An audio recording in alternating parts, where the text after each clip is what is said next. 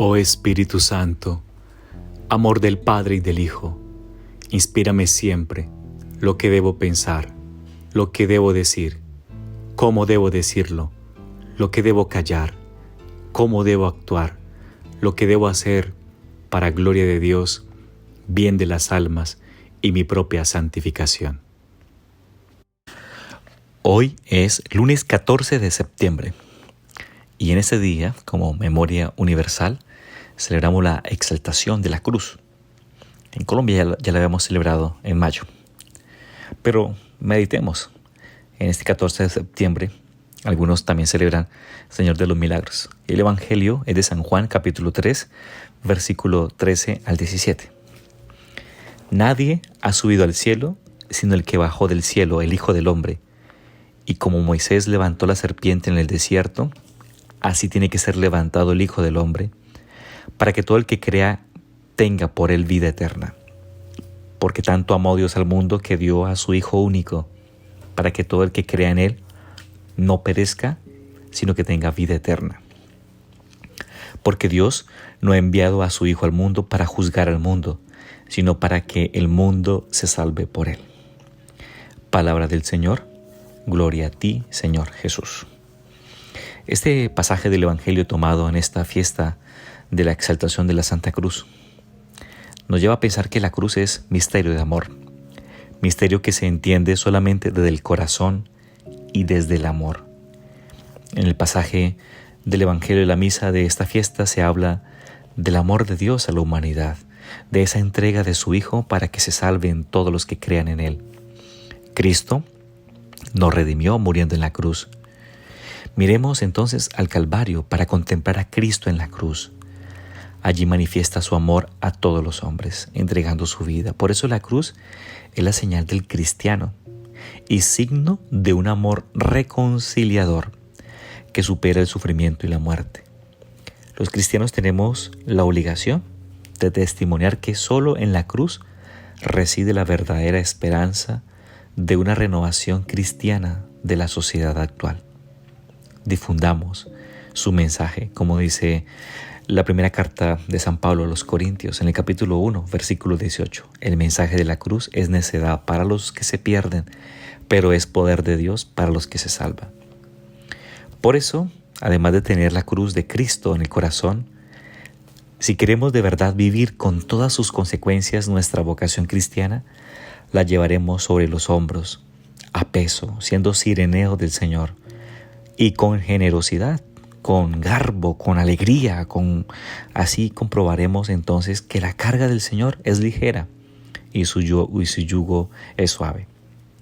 Le pedimos al Señor que aprendamos a amar la cruz, a aceptarla como nuestra herencia, como norma de nuestra vida y a llevarla en silencio, sin quejas. El encuentro entonces con la cruz es siempre un encuentro con Cristo. Miremos a la cruz, esa locura divina que es locura del amor infinito de Dios por cada uno de nosotros. Su mensaje es salvífico y tiene la fuerza de atraer a todos hacia Dios. En las páginas del Evangelio vemos en la vía dolorosa, en el Vía Crucis, a un sireneo contrariado, obligado a llevar la cruz, que se convierte en un Simón enamorado de Cristo, a quien ayuda con cariño a llevar el peso del santo madero y el llanto dolorido de las mujeres de Jerusalén. Y momentos después, en el Calvario, el arrepentimiento de aquel malhechor, San Dimas, así se conoce, aquel ladrón al lado de Jesús, y el toque de gracia al centurión romano que reconoce la divinidad del ajusticiado, y la compunción de la multitud del pueblo que volvía del Gólgota golpeándose el pecho. Dios, y este es nuestro segundo punto, puso en la cruz de Jesús todo el peso de nuestros pecados. En la cruz vemos la monstruosidad del hombre cuando se deja guiar por el mal. Pero vemos también la inmensidad de la misericordia de Dios, que no nos trata según nuestros pecados, sino según su misericordia. No se puede contemplar la cruz con la áspera frialdad de un corazón indiferente, sino despacio y con amor, con mucha piedad y hasta con asombro. En ella, Cristo fue herido en sus divinas manos, pies y costado, curó las huellas del pecado y las heridas de la perniciosa serpiente que ella había infligido a nuestra naturaleza humana. En la cruz fuimos liberados de la esclavitud de los poderes del infierno. Contemplando la cruz vendrán a nosotros deseos de desagraviar a Dios por nuestros pecados. Porque el peso de la cruz es el peso de todos los pecados de los hombres y mujeres de todas las épocas.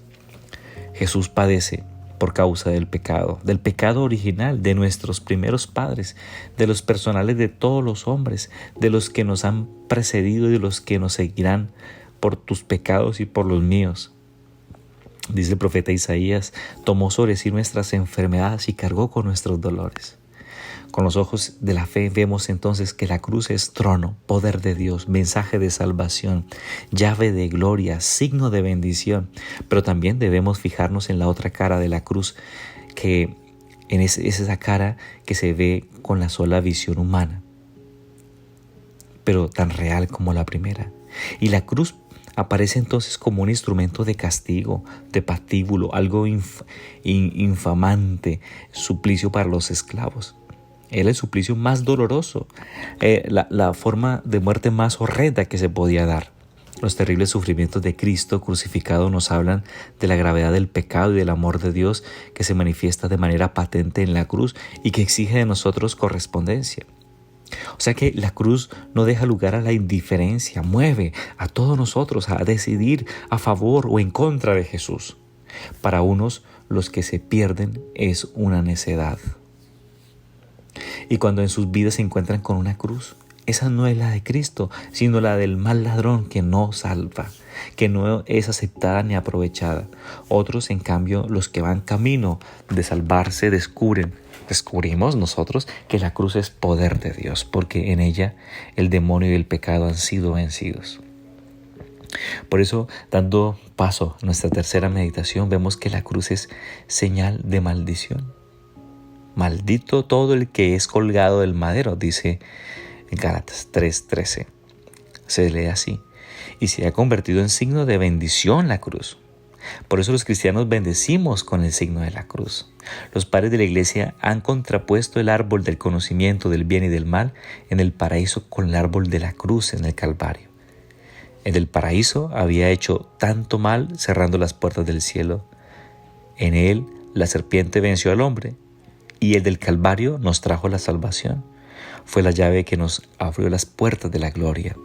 O sea, la cruz parece determinar el fracaso de Jesús, pero en realidad manifiesta su victoria. En ella Jesús ha vencido a la antigua serpiente, a Satanás. Cristo muriendo en la cruz, entregando su vida por amor, nos ha dado la verdadera vida de la gracia. Por medio de la cruz de Cristo ha sido vencido el maligno y el pecado ha sido derrotado de la muerte. Se nos ha dado la vida de vuelta y se nos ha devuelto la esperanza. O sea, la cruz de Jesús es nuestra única esperanza verdadera. Por eso la iglesia exalta la Santa Cruz y pregona jubilosamente. Recordemos como allí donde dice en la Semana Santa, ¿no? Cuando dice, mirad el árbol de la cruz donde estuvo clavada la salvación del mundo. La Virgen María, que estuvo en el Calvario junto a la cruz de Jesús. El fiat de María en la Anunciación encuentra su plenitud en el fiat silencioso que repite al pie de la cruz. Desde que concibió virginalmente a su divino Hijo, ella no tuvo más corazón ni más vida que de la de Jesús. Acudamos entonces a ella, a la Madre de Dios, pidiéndole que nos conceda la gracia de estar como ella en el Calvario, porque allí nos encontramos con la cruz del Señor, esa cruz gloriosa con la que Jesús, muerto por nosotros, nos redimió. Espíritu Santo, dame agudeza para entender, capacidad para retener, método y facultad para aprender, sutileza para interpretar, gracia y eficacia para hablar. Dame acierto al empezar, dirección al progresar y perfección al acabar. Amén. Que el Señor te bendiga, el Padre, el Hijo y el Espíritu Santo. Amén. Que tengas una hermosa y bendecida jornada.